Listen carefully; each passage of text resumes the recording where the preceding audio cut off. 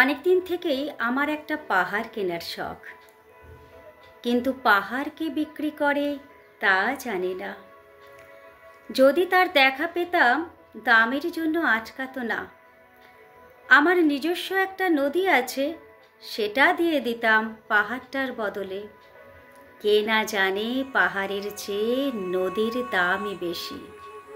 পাহাড় স্থাণু, নদী বহমান, তবুও আমি নদীর বদলে পাহাড়টাই কিনতাম, কারণ আমি ঠকতে চাই। নদীটাও অবশ্য কিনেছিলাম একটা দ্বীপের বদলে। ছেলেবেলায় বেশ ছোট্টখাট্ট ছিমছাম আমার একটা দ্বীপ ছিল, সেখানে অসংখ্য প্রজাপতি।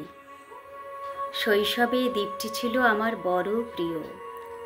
আমার যৌবনে দ্বীপটি আমার কাছে মাপে ছোট লাগলো। প্রবহমান ছিপছিপে তন্বী নদীটি বেশ পছন্দ হলো আমার।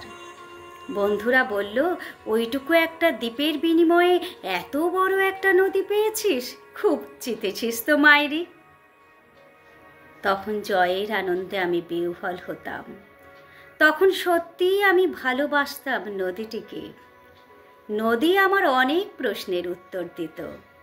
যেমন বলতো, আজ সন্ধেবেলা বৃষ্টি হবে কিনা? সে বলতো, আজ এখানে দক্ষিণ গরম হাওয়া, শুধু একটি ছোট্ট দ্বীপে বৃষ্টি। সে কি প্রবল বৃষ্টি, যেন একটা উৎসব।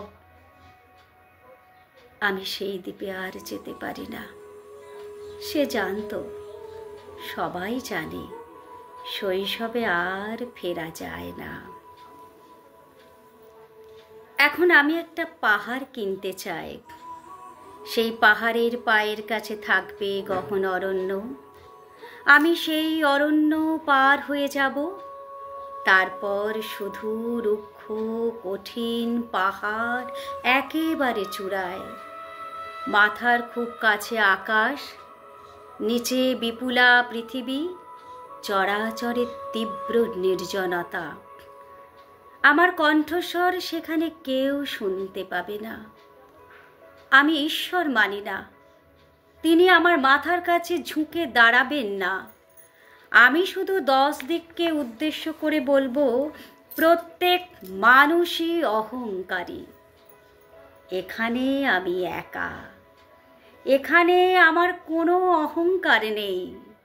এখানে জয়ী হবার বদলে ক্ষমা চাইতে ভালো লাগে। হে 10 দিক, আমি কোনো দোষ করিনি, আমাকে ক্ষমা করো।